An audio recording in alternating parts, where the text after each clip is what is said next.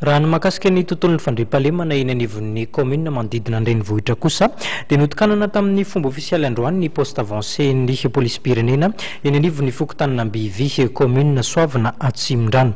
Azo lazaina fa afa-pasahiranana zany ireo mponina eny anivon'izay fokotany zay eny anivon'ny commune amin'ny ankapobeny noho ny fahazahoana izao fotodrafitrasa goavana izao. Olo-manakaja maro moa no nanotrona ny fotoana fanokanana izany fotodrafitrasa izany. Mitondra fanazavana ary ny ben'ny tanàna any an-toerana Andriamatoa Rigobert Coutorceau.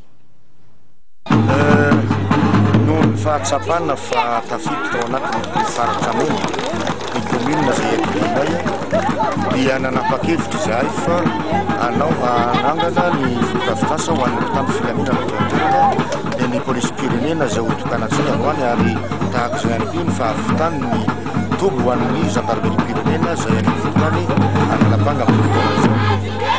Antonany maro dia betsaka ireo namoina ainy tetỳ toerana noho ny fanafiana amin'ny tapoedina ireny ka nahatonga anay nanapa-kevitra amin'ny fitadiavana ny lalana rehetra mba ahafahana manao izany fananganana ny fotodrafitrasa izany. Isaorana manokana ny faritra Analamanga izay nanoana miantso tamin'ny fanaovana ny trano tetỳ amin'ny toerana ary indrindrandrindra ireo malala-tanana izay mpiara-monina miara-miasa amin'ny commune na ny avy any Andilambato izany any avy etỳ amin'ny toerana ihany koa.